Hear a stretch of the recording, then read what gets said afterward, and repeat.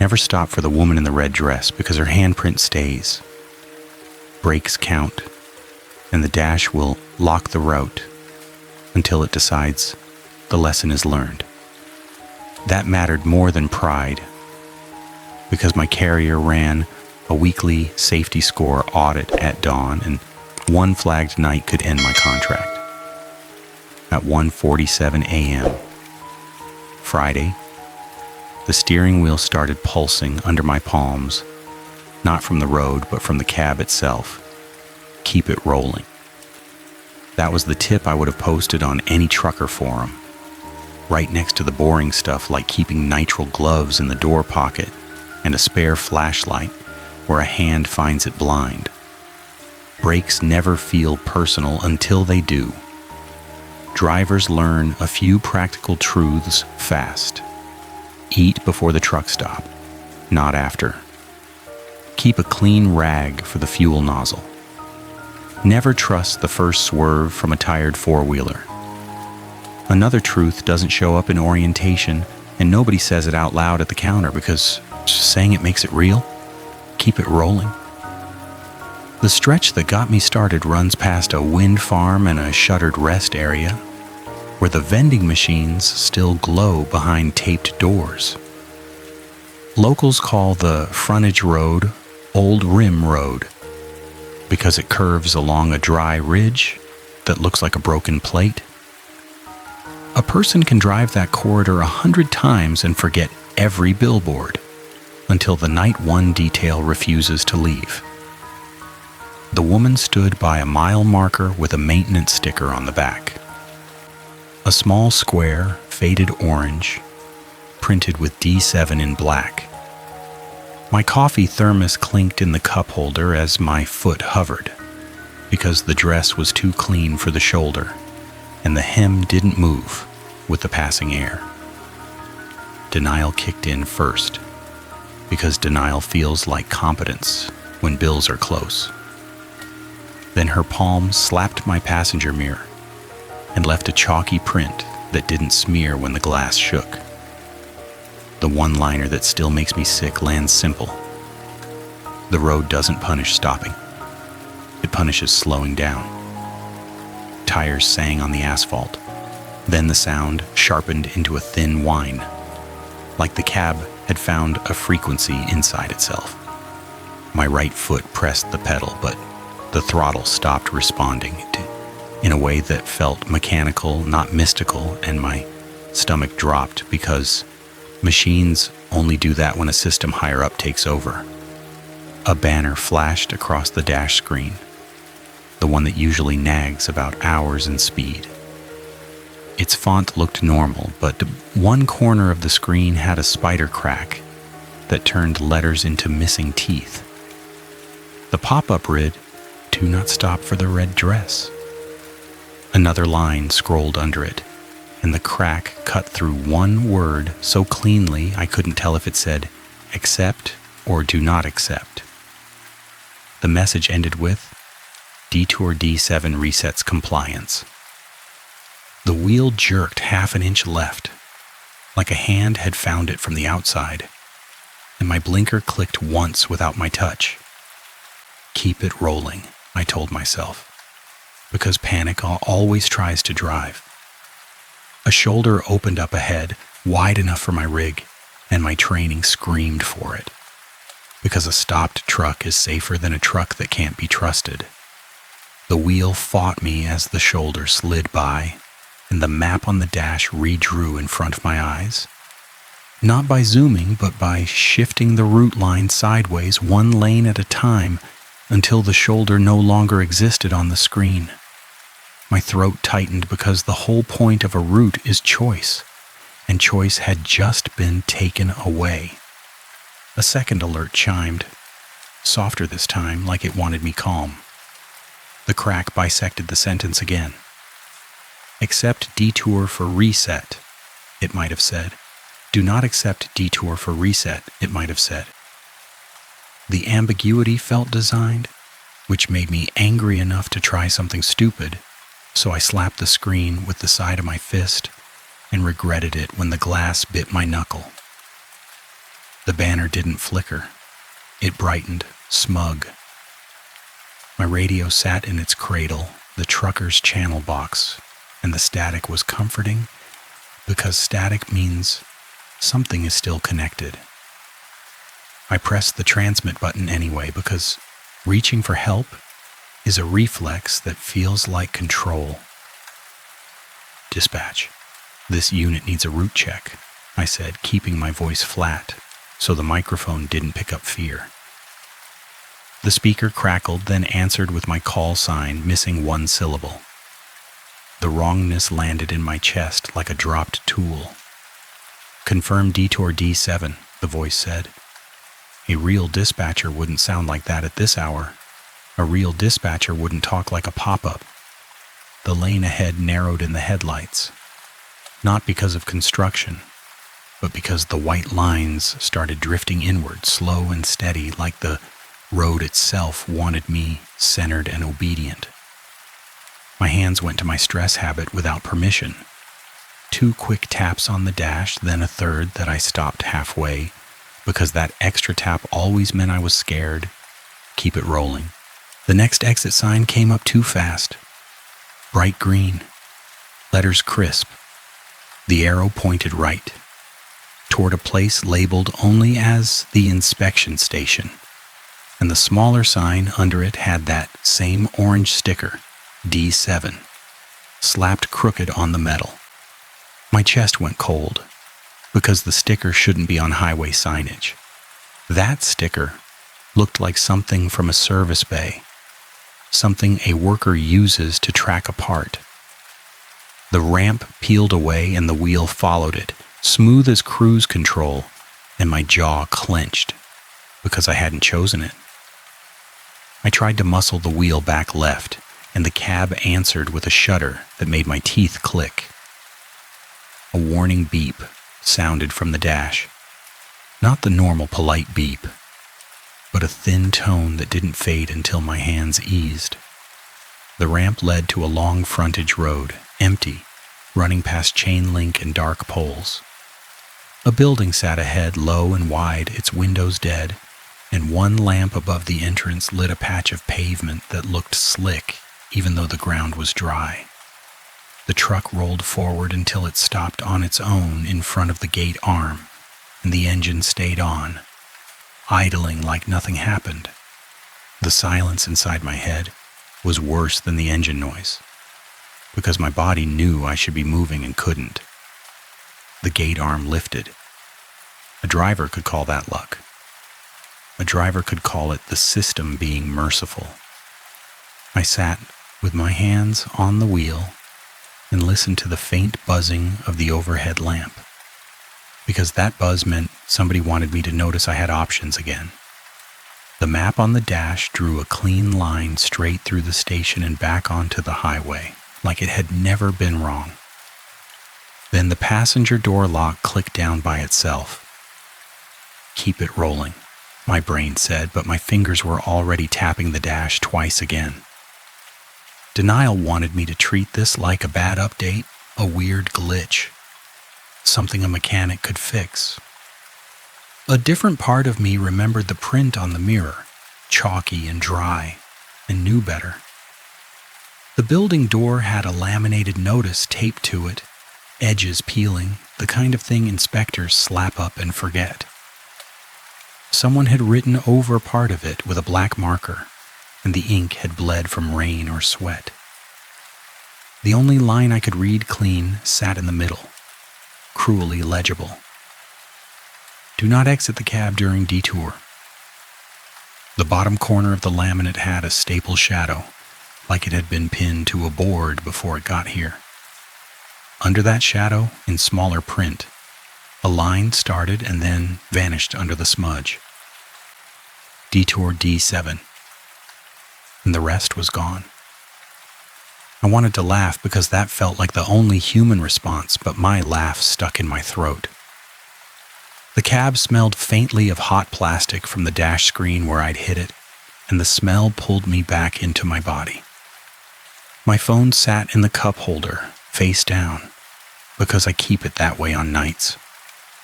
Screen light steals night vision, and drivers like me run by the dim glow of gauges and habit. I flipped it over anyway because guilt can make a person break good rules fast. One bar of service blinked, then vanished. The road beyond the gate arm waited empty, inviting me to leave the station behind, and every instinct begged for it. I eased the truck forward because forward was still allowed, and rolled back onto the highway with the building shrinking in my mirror. The chalk handprint was still on the glass. A rational mind looks for patterns because patterns mean control. My mind grabbed for one, the station, the sticker, the pop-up. Maybe this was an audit. Maybe this was the carrier testing route obedience with a new safety app. Maybe a bored programmer had gotten cute. Then the woman appeared again at the next mile marker. Red dress bright under my headlights, and my throat went dry because the shoulder didn't exist in front of her.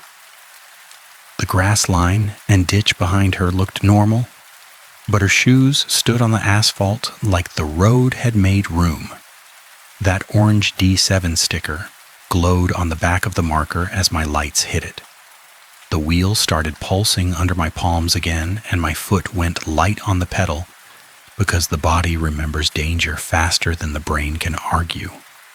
Her hand lifted in a slow wave that didn't look like asking for help. It looked like calling something in. Keep it rolling, I told myself, because my contract couldn't handle one more violation, and my pride couldn't handle another failure. My old mistake sat in my mind like a stone.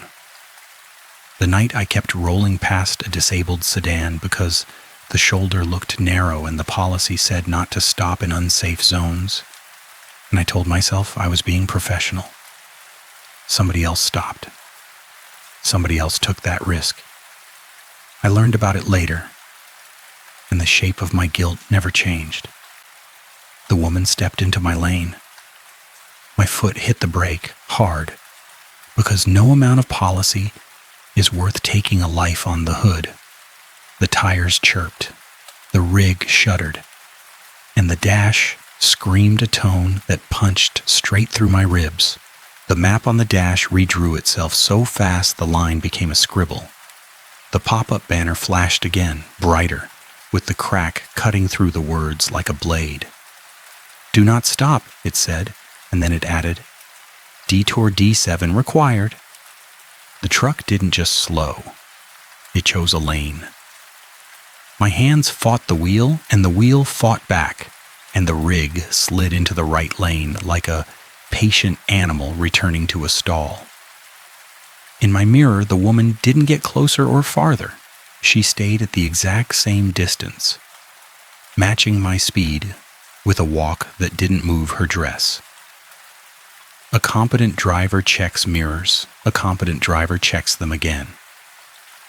I covered the passenger mirror with a folded map instead, because the laminated notice at the station had told me not to exit during detour, and the pop-up had just told me the detour was on.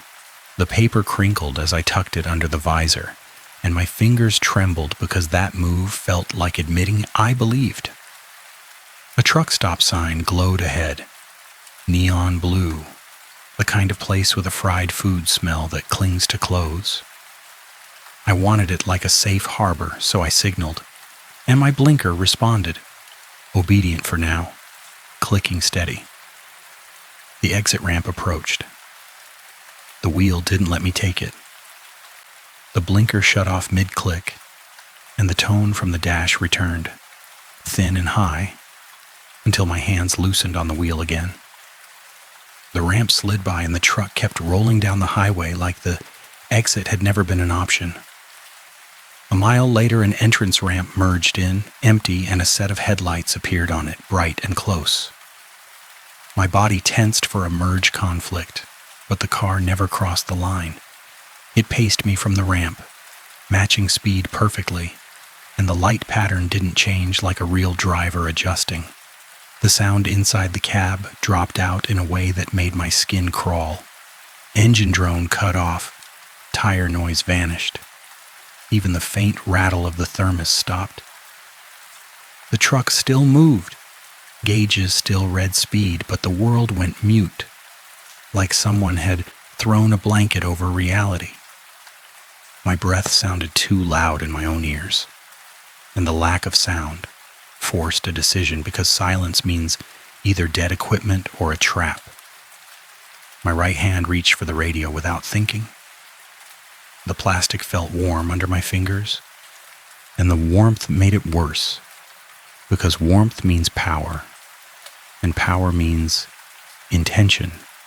The speaker hissed back to life with static, like the cab wanted to reward me for panicking. The headlights on the ramp blinked once, then went out, leaving only darkness where a vehicle should be. The sound of my turn signal returned, clicking once, twice, then stopping at exactly the same interval as my pulse. That made me swallow hard because my body doesn't like being mirrored by a machine. Keep it rolling. A line from a training pamphlet floated up, the kind of thing managers print and drivers ignore. Stay calm, find a safe pull-off, call dispatch. That advice assumes the road is honest. That advice assumes a pull-off exists. The next sign promised an inspection station again. Same text, same arrow, same orange D7 sticker slapped crooked. My fingers tapped the dash twice, then stopped, because the third tap had almost happened again and I couldn't stand the idea that my fear had a rhythm the cab could learn. I stayed in the right lane this time because fighting had already proven useless, and the compliance part of my brain offered a terrible bargain. Go through the station, get reset, finish the run, keep the audit clean.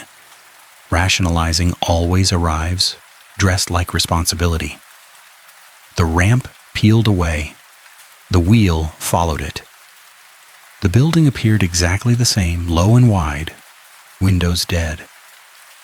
The overhead lamp buzzed, and the wet-looking patch on the pavement waited under it. The gate arm lifted before I even reached it, like the place had been expecting me. The pop-up banner flashed. Detour D7 resets compliance. A driver could call that a gift.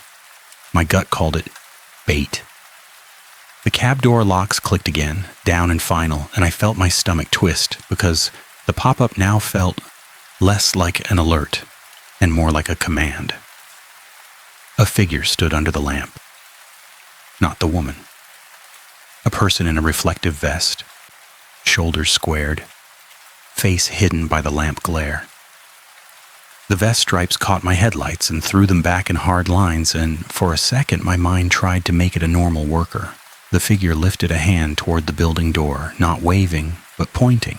The laminated notice on the door fluttered in a breeze that didn't touch the weeds. One line on it hadn't been visible before because the angle had changed. Do not make eye contact with the vest. The words sat there like they'd always been printed, and my throat went tight because if that line was real, somebody knew this would happen. My brain scrambled for a human explanation because fear demands a target. Maybe someone printed a prank notice. Maybe this was a staged test. Maybe the carrier had partnered with inspectors and decided humiliation would teach compliance. Then the reflective vest moved closer, and the motion didn't include feet. The figure slid smooth across the pavement like a video clip, missing the frames between steps. The lamp buzz rose in pitch until my teeth ached, and I pulled the folded map tighter over the passenger mirror, because seeing felt dangerous now. A voice came through the radio, flat. Not quite my dispatcher's tone, not quite synthetic either. Proceed to door D7, it said. I didn't have a door D7, I had a cab door and a trailer door and a mind full of wrongness. That was the moment the practical advice bled into confession. because any driver reading a forum post from me would understand this line. Nobody tells new drivers that some routes can own a person. Keep it rolling. A rig needs a driver, but it also needs a brain that doesn't freeze. Mine didn't freeze, but it did something worse. It started negotiating with the trap. The building door sat maybe 30 feet from my bumper.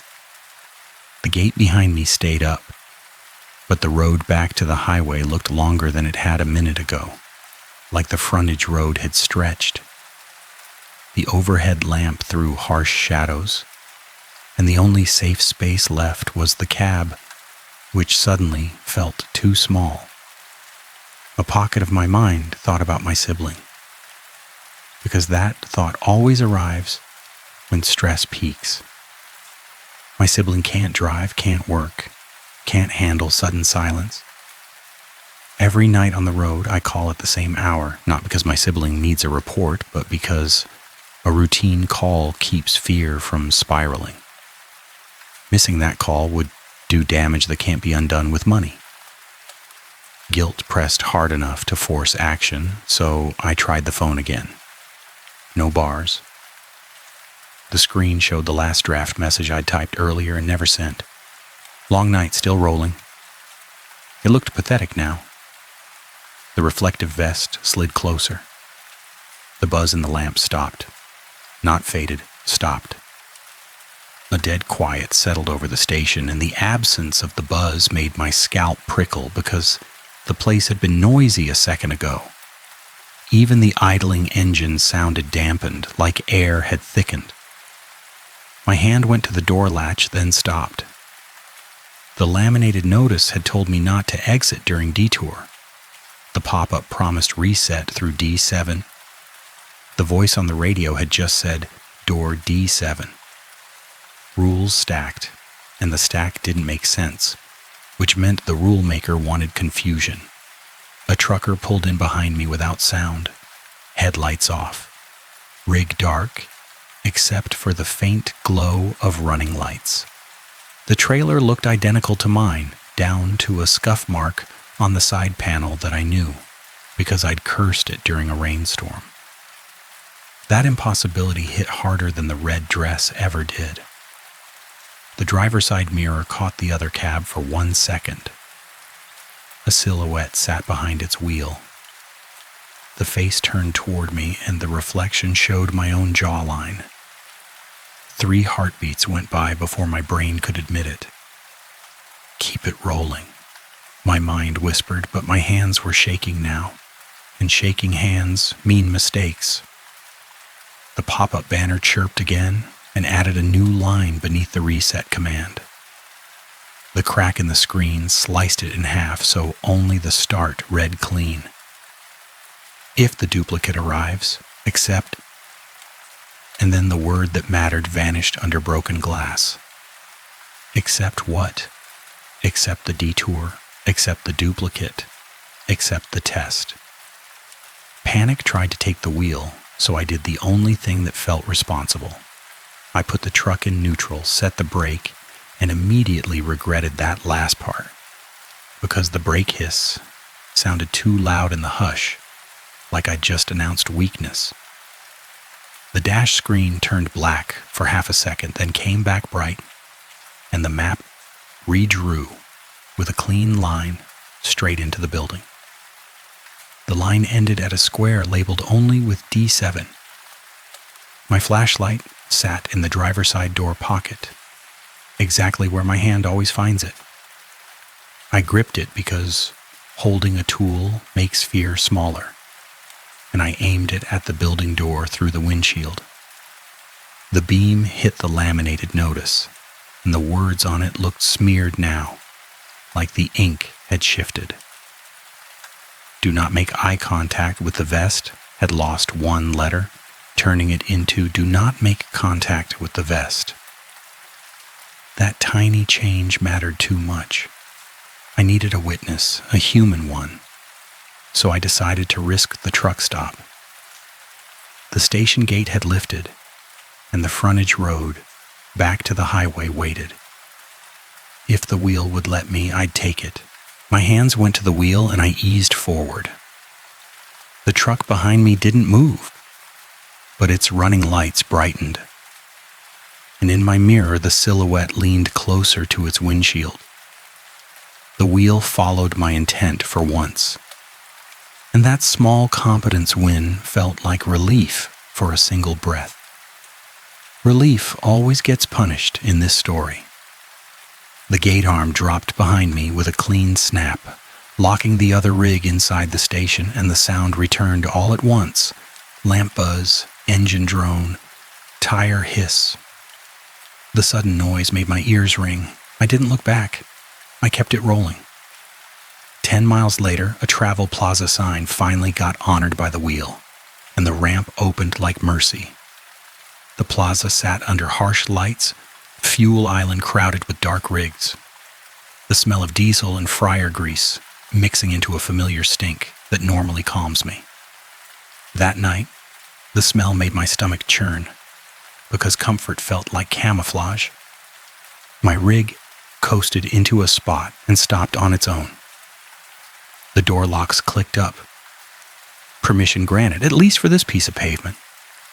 The passenger mirror still wore the chalk handprint, and my folded map cover had slipped, showing the print half hidden. I stared at it long enough to feel stupid, then forced myself to move, because staring never fixes a problem. On nights like this, a driver does the same routine even when fear is loud. Check fuel cap, walk the trailer, scan tires with a light. The tactile feel of rubber under my thumb grounded me, but my thumb came away with a fine grit that didn't match the pavement. A thin red thread clung to my thumbnail. Not blood. Fabric. I wiped it on my jeans because shame arrives fast with proof. And proof means the story isn't just in my head. Near the fuel island, an older driver stood with a paper cup in hand. Posture easy, movements efficient, like each gesture cost energy. The older driver looked at my rig, then at my mirror, and didn't flinch. That lack of flinch hit harder than any warning sign. Red dress showed up, the older driver said. The statement landed flat, like weather. That sounds crazy, I answered, hating how small my voice came out. Crazy drivers stop, smart drivers roll, the older driver replied. A hot flush rose in my face because I'd already hit the brake, and I couldn't hide that from someone who knew the signs. My fingers tapped the dash twice again, even though I wasn't in the cab, because habits travel. What about the sticker? I asked, because the orange D7 square had been burned into my mind. The older driver sipped coffee, swallowed, then nodded once. Door D7 eats runs, the older driver said. Then why does the dash say detour resets compliance? I asked. And the words came out too fast because I wanted a human explanation. The older driver looked past me at the line of rigs like checking who might be listening. That line tests obedience, the older driver said. Keep it rolling. The older driver walked away before I could ask another question, leaving me with my coffee breath and my fear and the itch of the red thread under my nail. Understatement works like a slap. It doesn't bruise, it marks.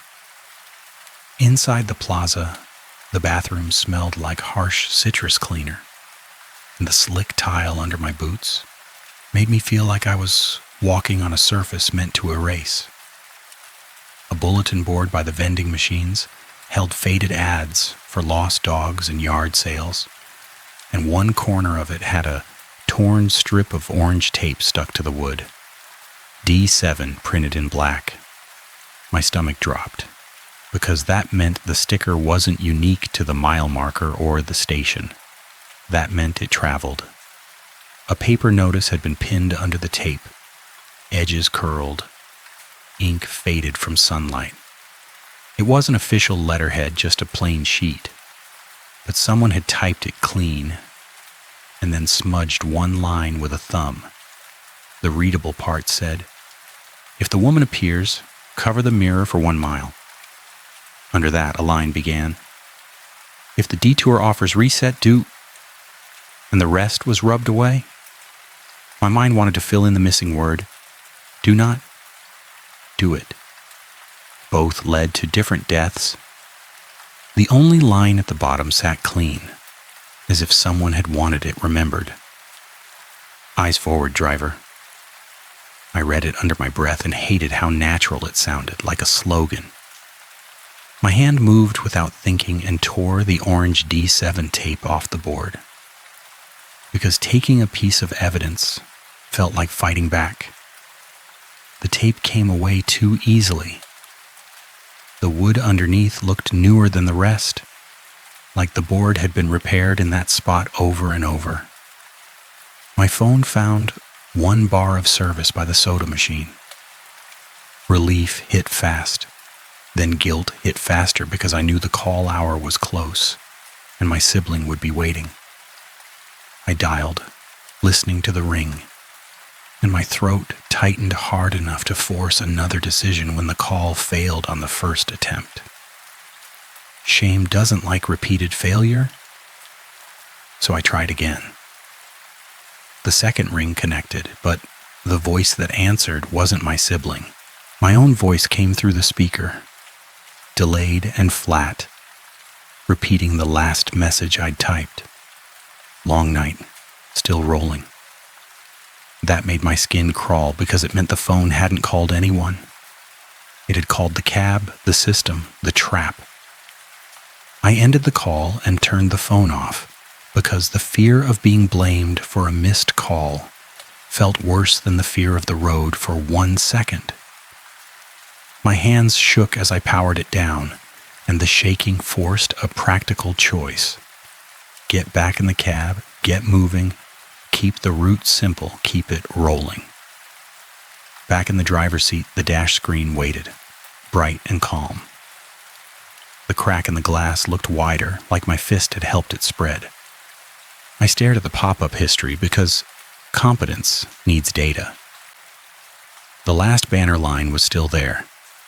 Detour D7 resets compliance. I didn't trust it, so I pulled out my paper atlas from behind the seat, the old school backup I keep because satellites fail and pride doesn't. The atlas pages felt dry under my fingers, and the texture anchored me until I saw the printed map of the state. The highway line had a small orange square printed near the inspection station. D7. No atlas publisher prints orange D7 squares on interstates. My breath came shallow because that meant the paper had changed, not just the screen. That meant proof itself could be edited, and the thought made my mind slide toward panic again. A driver can outrun a storm. Outrunning a system that rewrites paper is a different kind of impossible. I started the engine because sitting still always gives fear time to grow legs. The rig pulled out of the plaza smoothly, and the first mile felt normal enough that my brain tried to call it over. Normal doesn't get to win in this story. The mile marker came again. Same shape, same sticker on the back, catching my headlights for one brief flash. The woman wasn't there this time, but the chalk handprint on my mirror brightened, as if it had just been pressed again. A soft click came from the passenger seat. The sound of a seatbelt retracting in slow motion. The noise repeated, precise, patient, and my stomach turned, because nobody sat there. The sound wasn't loud, but it felt intimate, like the cab was practicing a human routine. I gripped the wheel tighter and forced myself not to look right. Cover the mirror for 1 mile, the paper notice had said, so I reached up and pulled the map over the passenger mirror again, securing it with a strip of duct tape from my glove box.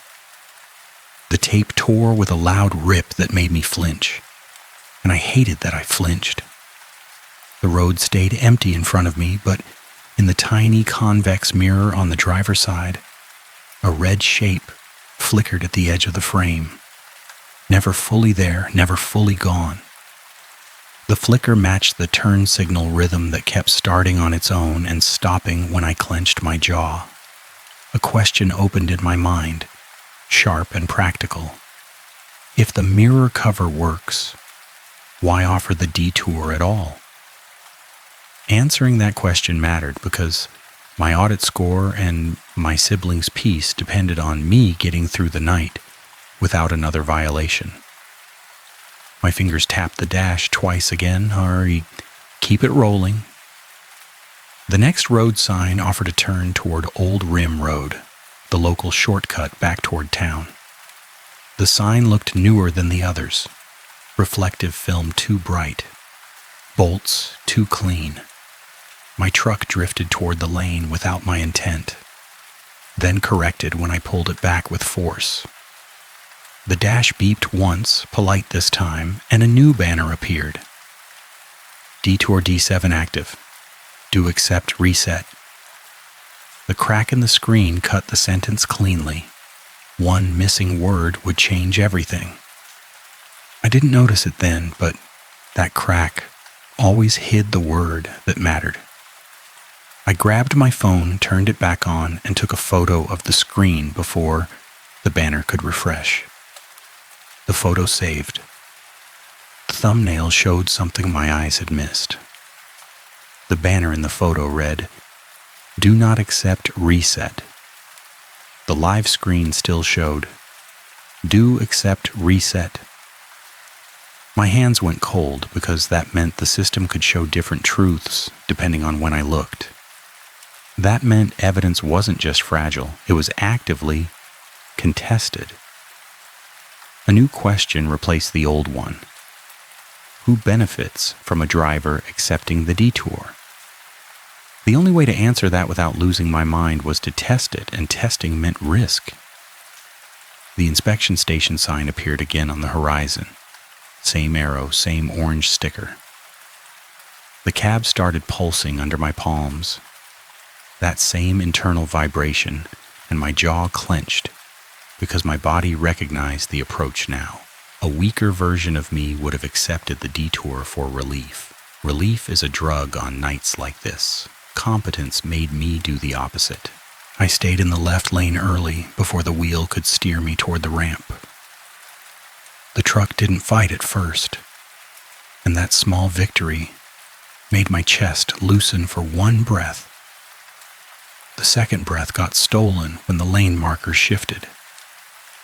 The white line to my left drifted toward my tire, slow and steady, shrinking my lane. The right line did the same, and the road narrowed without changing speed or light. Like the highway itself had decided the detour would happen whether I chose it or not. My hands moved, correcting. But every correction made, the lines drift more. A physical choice created a physical consequence, and the road punished resistance by stealing space. I hit my hazard lights because visibility is safety, and the click of the switch felt like a vow. The hazards flashed twice, then stayed solid, both arrows lit without blinking, frozen on. A steady light means a warning. A steady light also means the system has taken that control too. The inspection station ramp came up. The wheel turned toward it. My hands fought. The cab vibrated harder, and the vibration traveled through the seat into my spine, making my teeth chatter. The only way out of a forced turn is to give the system a different priority, something it can't ignore. A set of tail lights blinked ahead on the shoulder. Not a car, a person. A reflective vest stood by a cone line, waving a flashlight. The vest wasn't sliding this time. The vest was human, posture crooked, arms shaking with fatigue. A man stood behind the vest, pounding on a steel door set into the station building's side wall. The door had a stencil on it, faded but readable under my headlights. D7. My heart slammed because that door existed in the real world now, not just on screens. The orange sticker on the mile marker had been pointing here all along. A moral choice arrived, ugly and professional. Obey the rule to keep rolling and leave an adult banging on a locked door in the dead of night. Or break the rule, stop, and risk the detour swallowing me for good. The part of me that still carried the shape of my old guilt made the decision before my brain could argue. My foot eased off the pedal. I didn't slam the brake this time. I let the rig slow like a careful person approaching a hazard. The dash tone rose anyway, thin and punishing, and the map line snapped straight into the station. The vest turned toward my cab. Under the lamp glare, the face looked normal, eyes wide, mouth moving. The sound didn't reach me through the glass, but the desperation did. My hands shook as I set the brake, because I knew the rule and I was breaking it on purpose. The cab door locks clicked down the second the rig stopped, and I felt heat rush to my face because the trap had been waiting for consent. A pop-up banner filled the dash. Detour D7 accepted. That was the trap rule, clean and absolute. The system didn't need my signature. It took my slowing as agreement. A small loss followed immediately because wins always cost something on this road. The interior dome light flickered once, then died, leaving only gauge glow. Darkness inside a cab changes how a person breathes. The adult in the vest slapped the passenger window with a gloved hand and pointed at the steel door, then at the padlock hanging from it. The key ring in the glove hand flashed under my lights. Not my keys. A key ring that looked like mine. A human voice finally reached me. Through the thick glass, muffled but urgent. Door stuck. Need bolt cutters, the vest said. No second person, no pleading. Just a job request. Like this was a normal night shift problem. My gear lived where I always kept it. Bolt cutters sat under the bunk, heavy cold metal against my palm. A reflective triangle kit lived in the side compartment because roadside safety is law. A roll of duct tape because duct tape fixes what management refuses to fix. A tire thumper because it doubles as a lever in a pinch. I grabbed the bolt cutters and felt the weight settle in my arms like responsibility. The cab door handle refused my first pull. It didn't jam. It held, like a hand, pressing from the other side. Fear tried to whisper that stepping out would change something irreversible, so I leaned forward, breathed once, and pulled again, harder. The door opened with a smooth swing, almost welcoming. Outside air hit my face, dry and cold, smelling faintly of ozone from the station lights. The smell made my skin prickle because ozone belongs to electrical storms and burnt wires, not calm nights. The reflective vest stood close now, too close, and my eyes wanted to look at the face. The laminated notice had warned against that. I kept my gaze on the gloved hands instead, on the key ring on the padlock. The glove held out the key ring like a co-worker sharing tools. The keys clinked softly, and the sound felt wrong, because my own keys were still clipped inside my cab. The key ring had an orange tag on it, the same faded shade as the D7 sticker. D7 printed in black. My stomach turned because that meant the keys weren't just keys. They were part of a kit. A real worker would talk, would explain, would swear. This one stayed silent except for job words.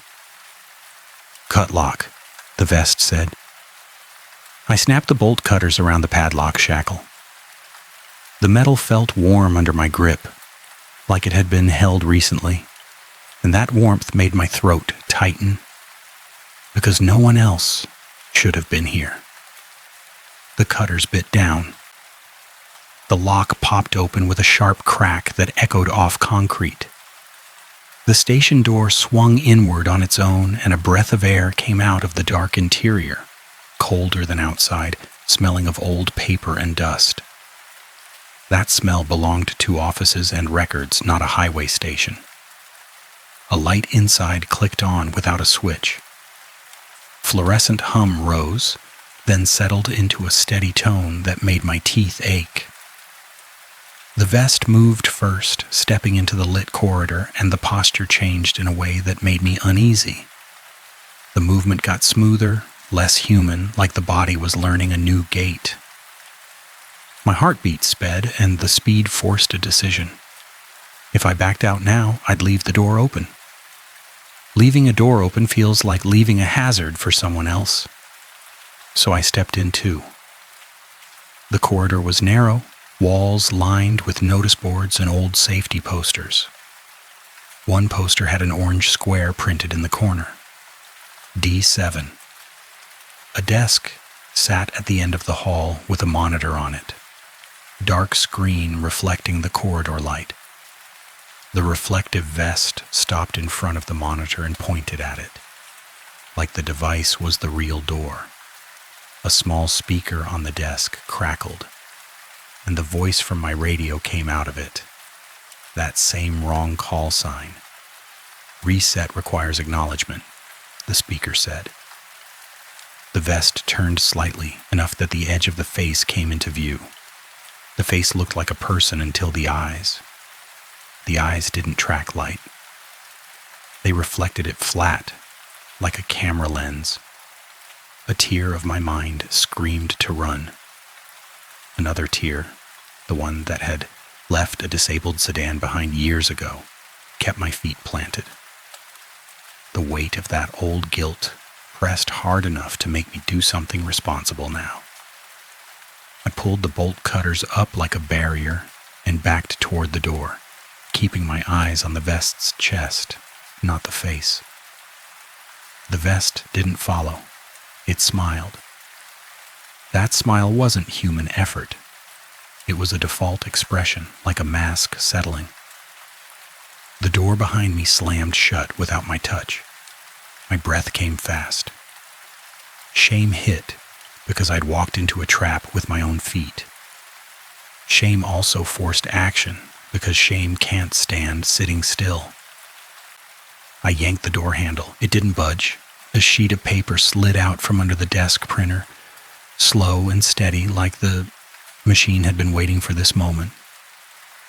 The paper wasn't fresh white. It was yellowed at the edges, and the top left corner had a coffee ring stain. The printed line across the top read like a memo title, not a label. Route compliance reset, door D7. Below it, in plain text, the line that had been hidden by my dash crack appeared clean. Do not accept reset during detour. A second line followed, colder. If reset is accepted, the route owns the driver. My throat went tight enough to feel like swallowing glass, but no poetic sentence came. A simple thought sat heavy. The system offered reset because it wanted consent.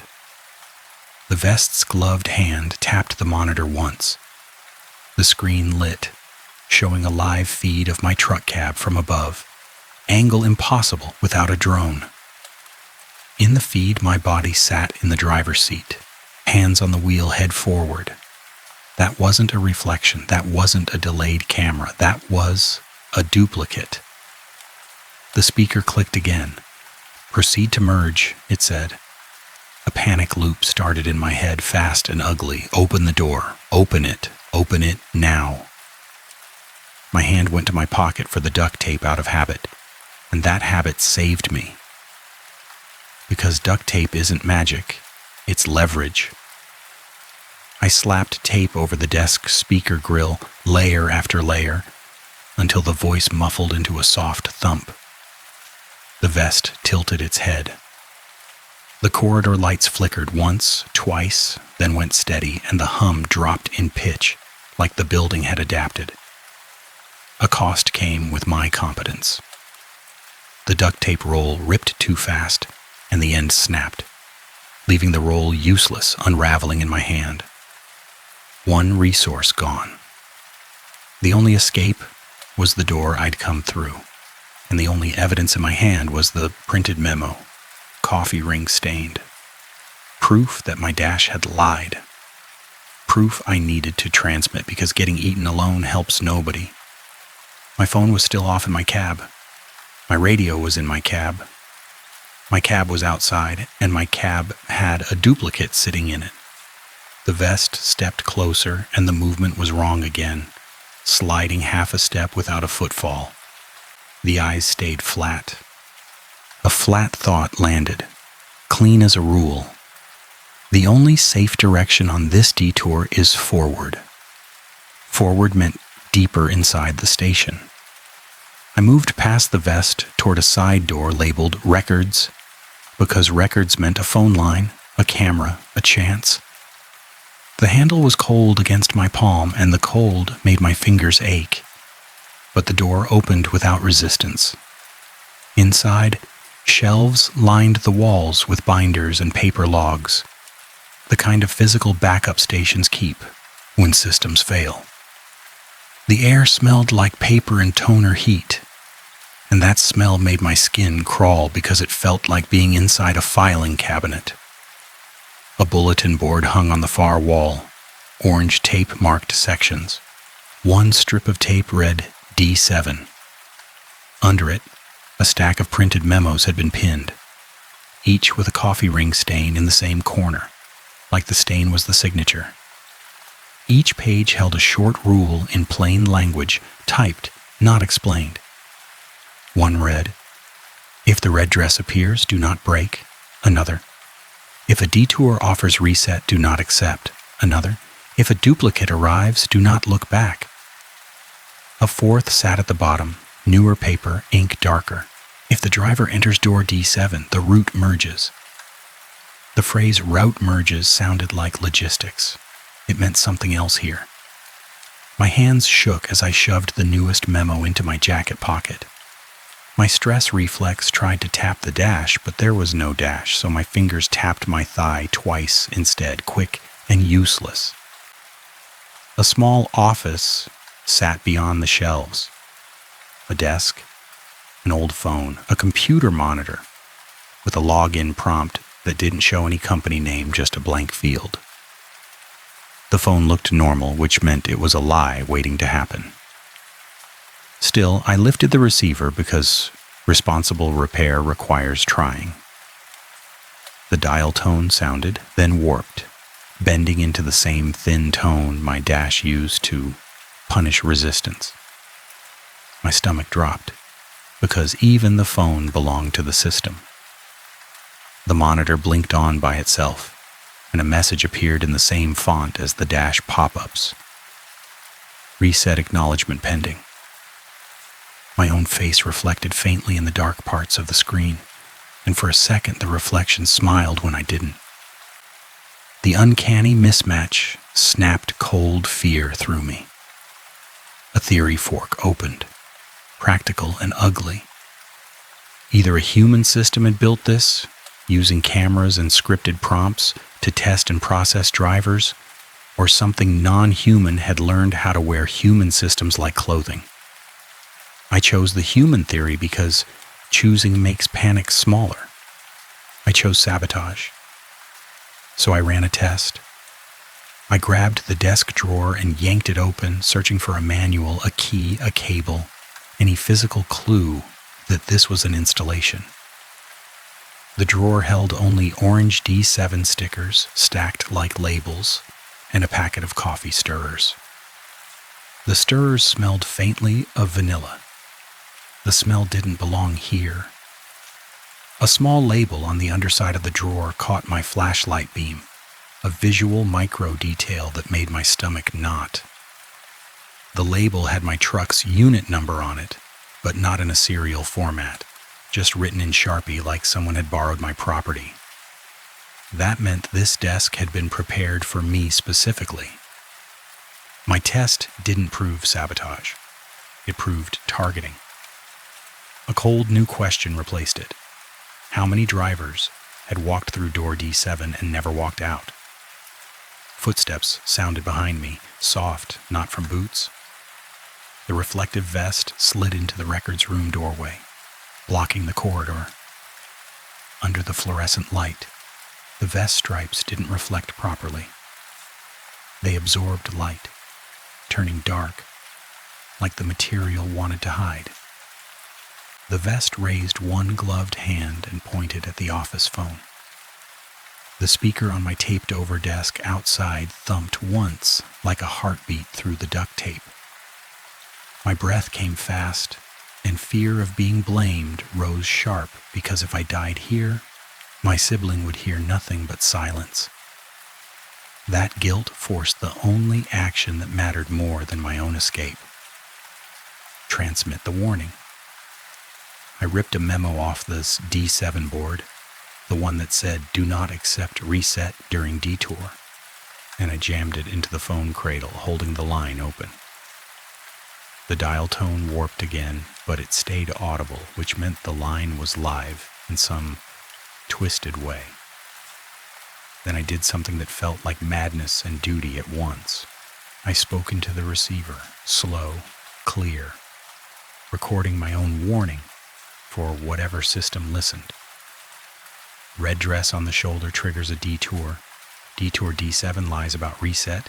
Door D7 merges the route with the driver, I said, forcing each sentence out through my shaking throat. The vest stepped forward. The fluorescent hum stopped. Not faded. Stopped. Silence fell so hard my ears rang, and the absence of the hum forced a final choice. Either I stayed and got processed, or I ran, and running might still be part of the merge. A file cabinet drawer slid open on its own, metal scraping, and inside it sat my paper atlas, the one I'd left in my cab. The atlas was open to the page with the orange D7 square printed on the interstate, and the square had been circled in red ink. That circled mark wasn't mine. A laugh tried to rise again, hysterical, but it died because the proof was too heavy.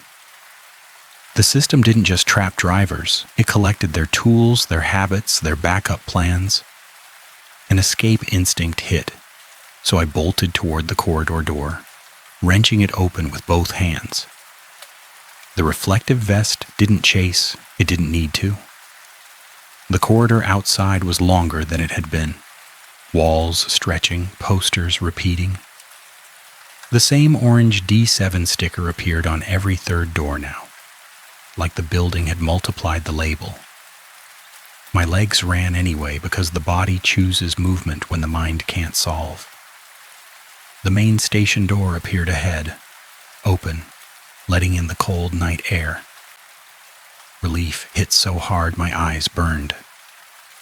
The overhead lamp outside buzzed again, familiar, and the sound felt like home. I burst out into the night and stumbled toward my truck. The cab sat under the station light, engine idling, door closed. Through the windshield, my duplicate sat behind the wheel, posture perfect, gaze fixed forward.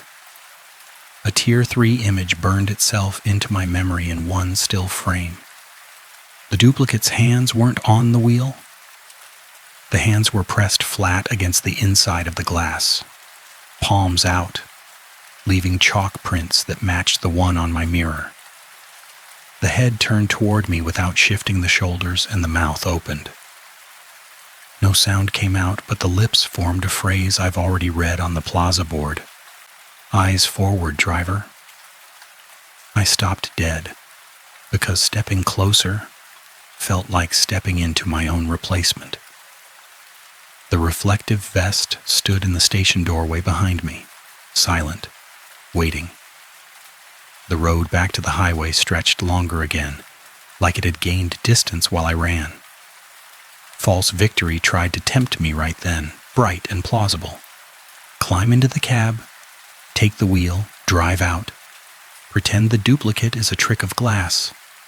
The dash screen in the cab glowed with the map line drawn clean back onto the interstate. The system offered a way out. It always does. The real rule sat in my pocket, coffee ring stained. Accepting reset during detour means consent to merge. I couldn't leave an adult trapped in that station loop forever, including my own duplicate, including whatever drivers had become part of this machinery. I also couldn't take my cab back without finishing what I'd started on the phone line because warning without proof gets dismissed. A responsible repair requires a cost, so I made myself pay it. I walked to the trailer door and snapped the seal, the one that proves a load hasn't been tampered with. The plastic broke with a sharp crack, and the sound landed like a gunshot in the quiet. That crack meant a claim, a failed delivery, a lost contract. It also meant I had a hard plastic strip in my hand. I jammed the strip into the station gate control box near the arm, wedging it into the hinge so the arm couldn't fully close again. The plastic flexed, then held. A small gap remained in the arm's path, a flaw in the system's neat boundary. One gap is all a warning needs. The dash in my cab beeped, and the pop-up banner changed, as if reacting to my sabotage. Reset requires driver to enter door D7, it said. Not a driver. The driver. My throat tightened because the system had just named its ownership out loud. A new plan formed fast, raw, the kind that comes only when options are gone. If my cab was already in a merge state, I could use it as a carrier for evidence, not for escape. I climbed onto the running board, kept my eyes off the windshield, and opened the cab door from the outside. The lock didn't resist. The system wanted me inside. The cab smelled wrong. Not diesel and coffee, but that sweet vanilla from the office drawer. Like someone had tried to make the trap feel comforting. I slid into the driver's seat without looking at the duplicate. The seat felt warm, freshly occupied, and my skin crawled because I'd been outside in cold air. The dash screen brightened and showed a prompt. Reset acknowledgement. A button glowed beneath it. Accept. The crack in the screen had widened. The missing word that mattered had become a clean, empty space, like the system had decided ambiguity worked better than truth. My fingers hovered over the button, shaking. The moral shape of my old failure returned, sharp and simple. Follow procedure, protect the self, keep rolling. Or break the procedure, protect someone else, pay the cost. This time, I broke the procedure on purpose. I hit the radio transmit button and spoke fast. Not to dispatch, not to my carrier, but to the channel any nearby driver might still monitor out of habit. Red dress means detour. Door D7 merges the route. Avoid the reset prompt, I said, keeping the words tight so panic didn't steal clarity. Static hissed back. Then, in the wash of noise, another voice cut in, older, tired, like someone talking through coffee and regret. Keep it rolling, the voice said. The same older driver from the plaza, the same flat certainty. That should have comforted me. It didn't. My map screen redrew again, route line shifting sideways one lane at a time. The interstate behind me didn't exist on the map anymore. Only the inspection station remained, drawn like an island, and every road line pointed into it. Path debt doesn't break bones, it breaks return. I pressed the phone icon on my dash screen because the system wanted to be a phone, and I needed it to transmit, even if it lied. The screen showed my sibling's contact name, then replaced it with a blank entry that said D7. My stomach dropped, because the system had started stealing the things that make a person human. A small voice in my head spoke harsh, because harsh self-talk is how I keep moving when fear tries to freeze me. Stupid, so stupid. The dash beeped again and displayed a message in the same plain font as the station memos. Reset acknowledgement pending. Driver is non-compliant. A second line appeared, and this one didn't bother hiding anything. Non-compliance requires substitute. The passenger seatbelt retracted with that slow click again, one notch at a time. The sound was patient. It sounded like someone buckling in. My hands tapped the dash twice, then stopped, because this wasn't anxiety anymore. This was ritual. I remembered the orange D7 tape in my pocket from the plaza board, sticky with old glue. I pulled it out and stared at it, because the puzzle detail hadn't mattered until now, and now it felt like the only key. The D7 sticker wasn't a warning for drivers. It was a label for property. Door D7, detour D7, driver D7. A system labels what it owns. If I could change the label, maybe I could change the ownership, even by a fraction.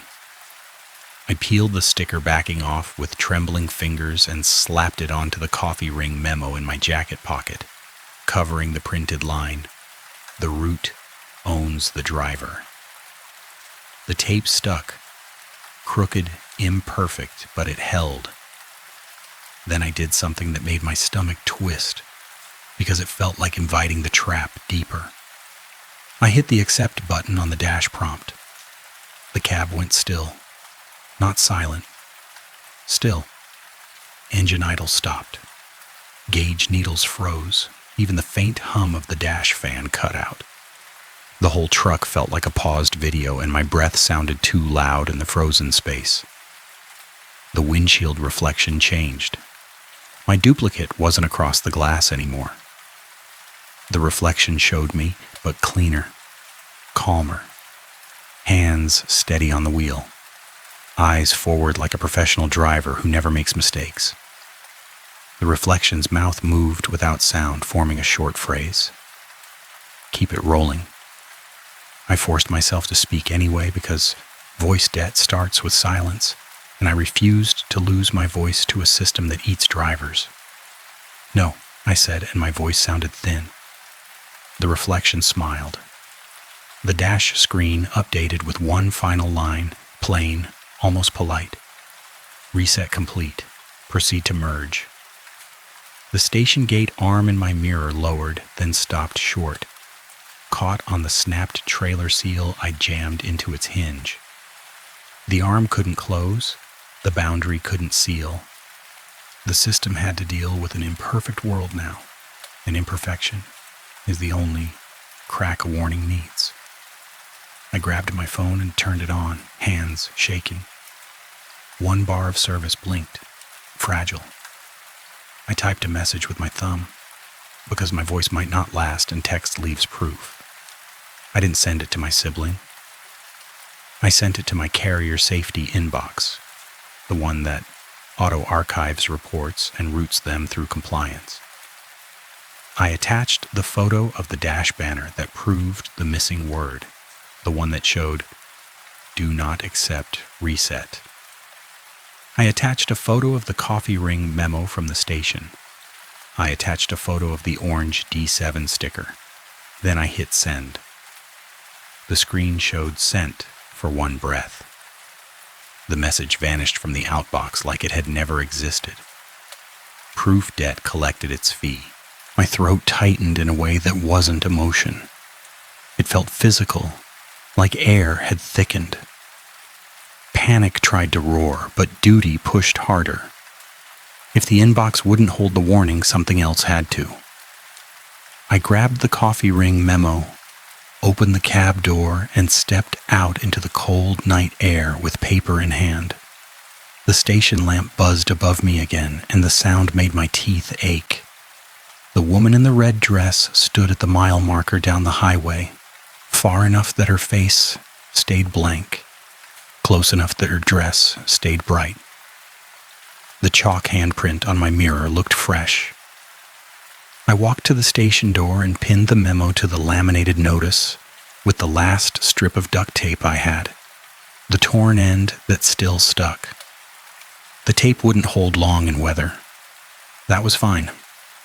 Warnings don't need to last forever. They need to reach the next person. I wrote one line beneath the typed rule with my pen because my handwriting is proof that a human was here. Do not accept reset. Under that, I added the only phrase that felt like it belonged in this place, because it had already shown up in too many records. Eyes forward, driver. A line of headlights appeared on the highway, approaching fast, and my chest tightened with fear that someone else would slow, someone else would see her, someone else would take the detour. I waved my flashlight in a wide arc, trying to signal hazard without stepping into the lane because my body couldn't handle causing another wreck. The light beam shook with my trembling wrist. The approaching vehicle slowed. The red dress lifted a hand. My stomach twisted, because a slow vehicle is a consenting vehicle in the system's logic. I sprinted to the edge of the shoulder, planted my reflective triangles on the pavement in a crooked line, and aimed my flashlight at the station sign. Not the woman, because my eyes refused that contact. The triangles flashed in the headlights. The driver swerved left, choosing the open lane, choosing speed, choosing to keep rolling. One harm prevented, even if my own harm had already been purchased. The cab behind me hummed back to life, engine idling again, like a patient animal waking up. The dash screen glowed with the reset prompt again, unchanged. Inside the cab, the passenger seatbelt clicked once more and the sound moved into the back bunk area, as if a body had shifted deeper in the truck. I climbed back in because the cab was still my only shelter, and shelter matters even in traps. My throat ached now, and swallowing felt wrong, but I forced one breath, then another. A new folder appeared on the dash screen where my safety inbox should have been. It didn't have a company name, it didn't have a logo. It had 2 characters in plain font, D7. Inside it sat my vanished message, marked as archived, not sent, like the system had accepted my warning as a report. The road doesn't punish stopping, it processes it. I keep asking myself one question and it never gives relief. If the system already filed my warning, how many warnings came before mine? The last thing I saw before I drove out of the station wasn't the red dress. It was the orange D7 sticker on my mirror, stuck to the chalk handprint, like a label finally finding its surface. And the reflection's mouth forming 3 familiar words. Eyes forward, driver.